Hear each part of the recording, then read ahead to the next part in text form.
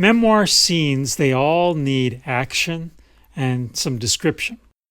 What I do find sometimes is beginning memoir writers tend to have whole paragraphs where things happen. That's the action. And then they'll have whole paragraphs where the story stops and we get description, whether that's of people, places, and so on. I always recommend a technique of weaving. So that is weaving the action and the description together into one sentence or two sentences. And that way we don't have to stop the story and say, okay, now we're going to give you images of the people and places that are in my past.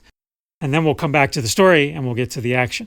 If you can do that weaving, it's a really elegant technique that I'm going to show you in the paragraph that I have here up on the screen. So this is one of my clients who was writing about playing in a poker tournament. I believe it was in Las Vegas. So he's sitting at the table. There's different characters around, different people. And he does a really good job here of kind of weaving action with description at the same time. So we're really getting a richness of detail as the reader. So let me read this paragraph and I'll go through and analyze it. The big woman across the table instantly announces raise. I was right, she has a hand. Her voice is hoarse and sounds like she's a few drags away from having a hole poked into her neck. Her chin is jiggling as she grabs 2 stacks of chips and thrusts them onto the felt. My mouth was watering. I continue to look dejected as the chips are counted by the dealer. So in the first sentence, we got the big woman. So we got a little bit of detail. It's not just the woman, but she's a big woman. So we get a little bit of visual detail there. Now, I think earlier in the story, he had already described her in more detail. But in this paragraph, we just get a little touch there of detail. But that's not what that first part is about. The first part is about her announcing raise, right? That's the action there, is to announce raise. So we got a little bit of detail, and then we got the action. And he says, I was right, she has a hand. Her voice is hoarse, so we're hearing that voice.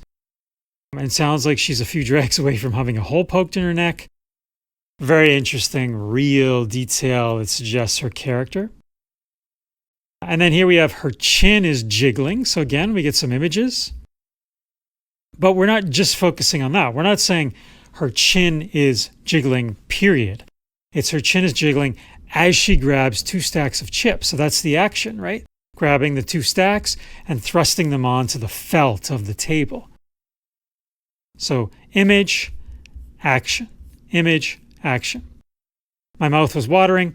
I continue to look dejected as the chips are counted by the dealer. So his appearance is dejected while he's watching the dealer and those chips. So see how he's weaving in looks and actions, looks and actions.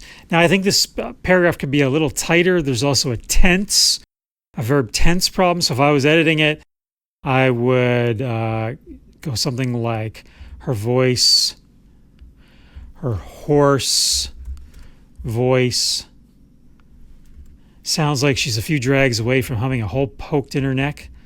Right, so I've kind of combined those 2 elements into one. It's a little bit tighter there. We can just say her chin, well, that's what that's saying. Her chin jiggles as she grabs 2 stacks of chips and thrusts them onto the felt. My mouth waters. And I just say look dejected rather than continued.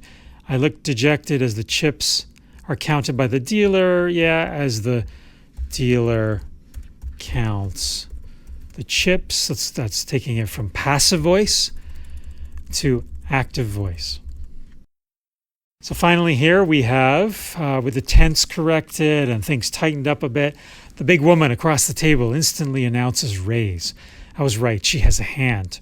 Her hoarse voice sounds like she's a few drags away from having a hole poked in her neck. Her chin jiggles as she grabs 2 stacks of chips and thrusts them onto the felt. My mouth waters. I look dejected as the dealer counts the chips. So much smoother and tighter with the editing, but the author did the right thing and in that rough draft combined actions and images. So use that technique in your own writing.